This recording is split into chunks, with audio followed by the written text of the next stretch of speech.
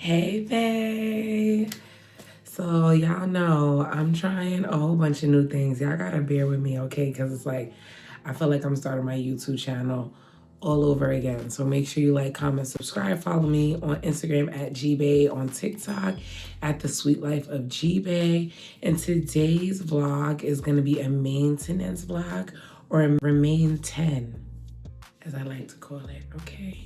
So today's vlog, I'm going to be showing you guys my Valentine's Day wig.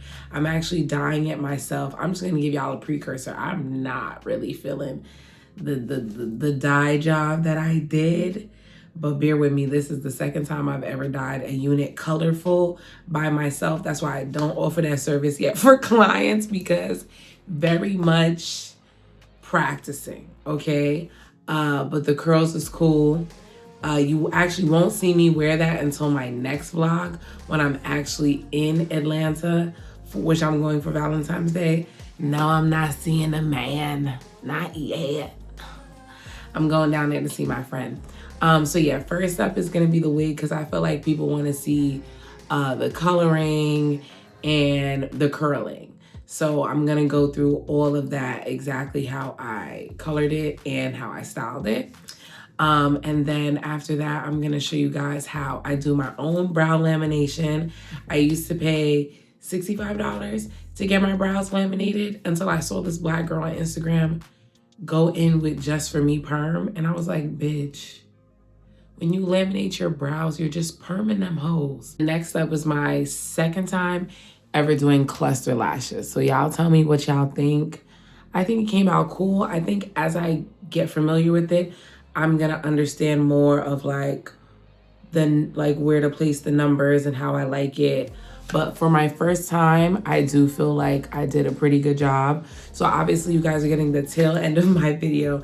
This is really a wrap up, but I just forgot to shoot an intro, so we're doing the intro now. So anyhow, I hope you guys really like it. Make sure you like, comment, and subscribe. And if you like this type of content, if you find it informational, if you find it helpful, then make sure you just drop a comment below, give it a thumbs up, so that I know to keep this going, or at least some type of variation of it. So anyway, enjoy, and thanks for watching, bae. Mwah. We started with this crusty ass wig, because one thing about me, I have so many wigs and I'd rather recreate it than purchase a new wig, especially if we're coloring hair. So this was the inspo, and we had all of our supply, gloves, developer, bleach, and then you're gonna have your mixing bowl with your brush, and also some foil, because that's what you're gonna use after you comb through or brush through the bleach. I thought I recorded this part, but obviously I did not.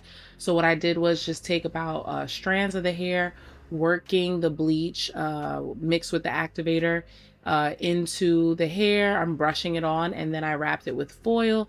I did that about like 2 for each side. You see there's 2 pieces of foil for each side. I could have even went in a little bit more, so that it didn't come out so brassy as this. So there might have been some sections that I missed, and I didn't comb through the bleach as well as I should have, but I was just too lazy to re-bleach it again. Again, I thought that I recorded the coloring, but I used crimson mixed with darkest brown, especially on the roots. Then I just put a little bit of just darkest brown so that I could blend a little bit more. And again, I brushed it through, and then I put it in foil. I did 3 on each side this time, because I really wanted it to make sure that it was red. While I rinsed it out and let it dry, I started doing my lamination. So I just used the olive oil. You can use Just For Me, whatever it is, just normal, because it's not a whole bunch of hair. And then you definitely want to have Vaseline. I typically use another mixing bowl, because I've done like 3-4 laminations with this same exact box. But you want to mix the developer and the activation. My arm really started hurting, but it's just like pouring A into B. Always read the instructions. Always read the instructions. Always read the instructions.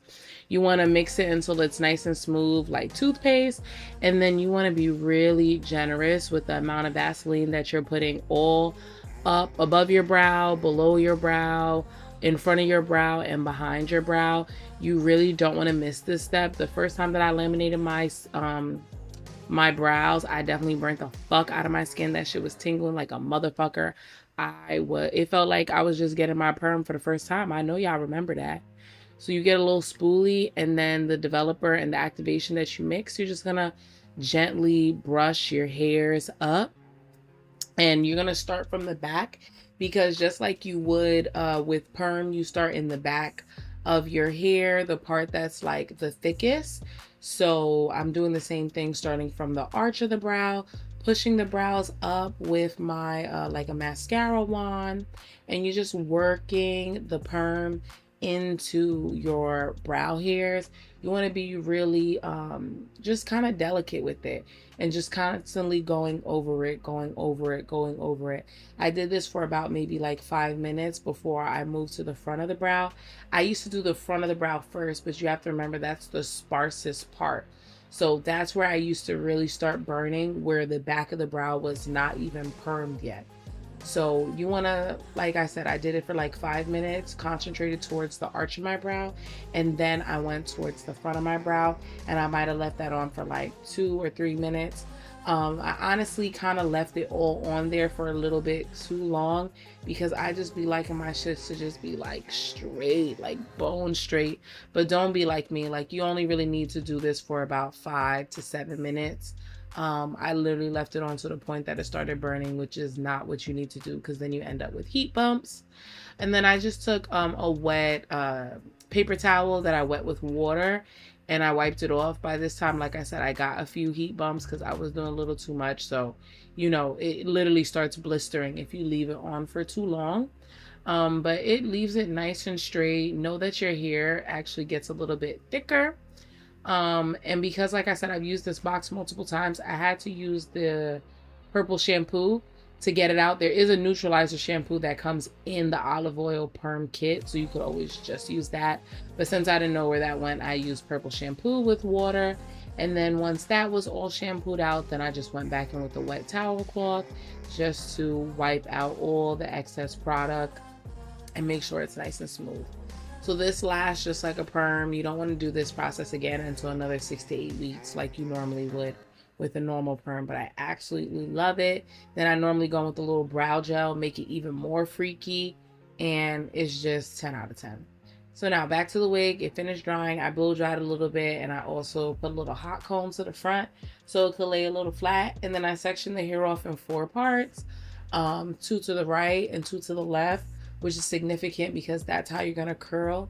You always curl away from the face. I'm doing body curls, but I'm using a wand curler because I've been finding recently like it's a lot easier to do it with this. And then I hold the hair in on the wand curl for about 10 seconds.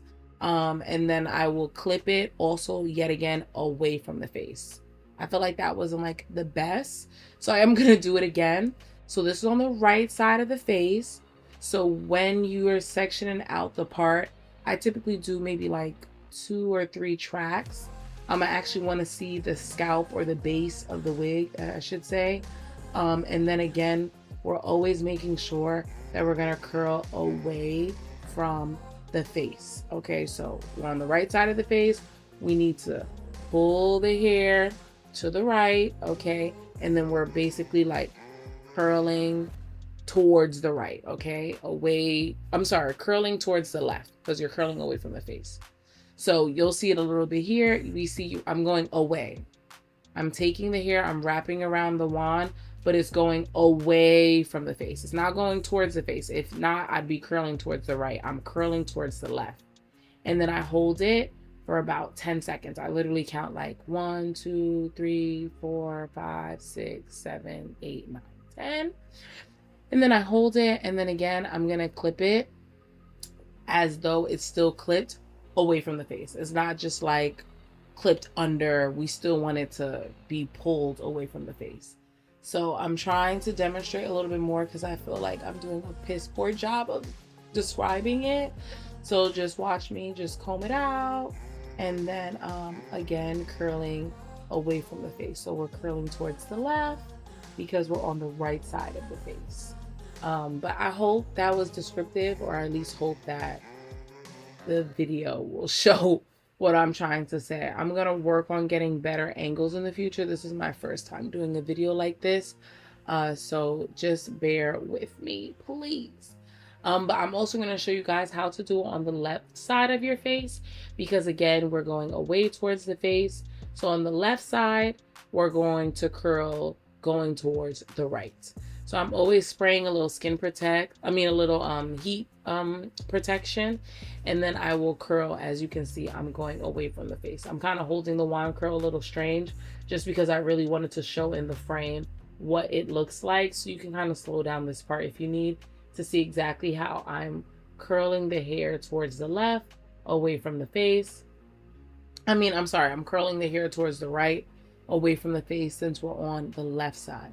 So just watch, and I feel like this makes more sense just watching it than me trying to describe it, because I think I'm doing a piss poor job.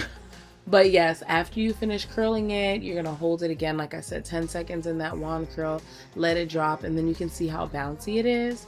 And then I'm always going to pin it away from the face as well. When you curl it away from the face and you pin it away from the face, it's just reinforcing that direction that you want it to go in.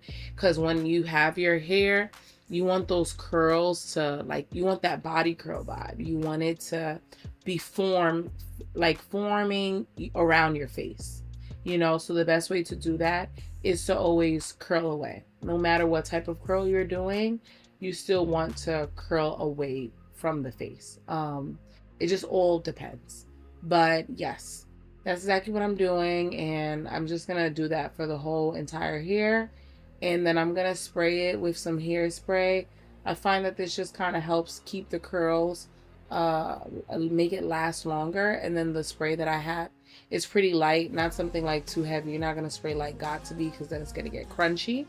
And then I just kind of push that hairspray into the curls so that it can really set in place. Typically, I would just leave it like this, and then the day of, I would just find out how it came out, dead ass. But for the sake of this video, since you want to see the after, I am going to take down all of the pin curls for you. And then once I take down the pin curls, then we'll comb through the entire hair. So I take all of the pin curls down. There's really no need for this to be in slow-mo, so I just speeded it up a little bit. And then after that, we're going to start combing through all the curls so that we can get it the exact way that we're envisioning our body curls to be. You just want to start with curling it down, because we want to kind of elongate those curls.